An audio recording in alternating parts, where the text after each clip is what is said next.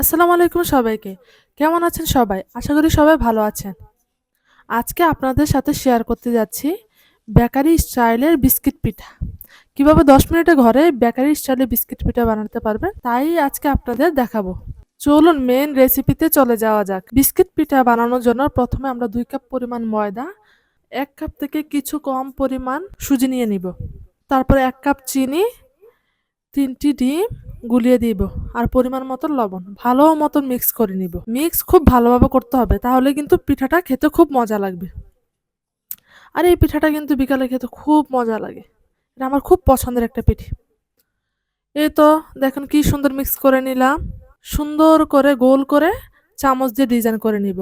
ডিজাইনটা করলে কিন্তু একদম দোকানের মতন লাগে বিস্কিট পিঠাটা দেখতে। তারপর একটি প্লেটের উপর হালকা একটু ময়দা ছিটিয়ে দিব। আস্তে আস্তে সবগুলো পিঠা বানিয়ে নিব। দেখুন কি সুন্দর সবগুলো পিঠা বানানো হয়ে গেল।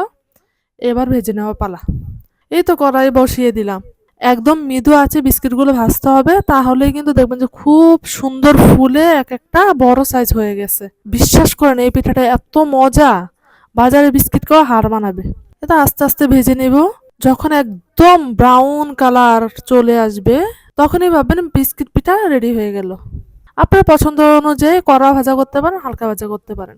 আমার কিন্তু কড়া ভাজাটা খেতে খুব মজা লাগে। কাদের কাদের কড়া ভাজা বিস্কিট পিঠা খেতে ভালো লাগে, তারা কমেন্টস করে জানাতে পারেন। আর আপনাদেরকে অনেক অনেক ধন্যবাদ আমাকে এভাবে সাপোর্ট করার জন্য, আমার ভিডিও দেখার জন্য। অনেকেই আমাকে কমেন্ট করতেছেন, সাপোর্ট করতেছেন। এটা আমাকে খুবই উৎসাহ দেয়।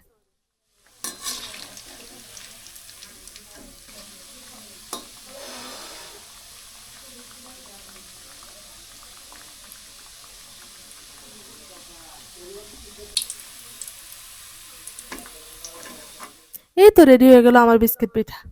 সন্ধ্যার চায়ের সাথে এটা খেতে কিন্তু দারুণ লাগে। ভিডিওটি ভালো লাগলে সবাই লাইক এন্ড সাবস্ক্রাইব করে আমার পাশেই থাকবেন। দেখা হবে নতুন কোনো ভিডিওতে নতুন কোনো রেসিপি নিয়ে। আল্লাহ হাফেজ সবাইকে।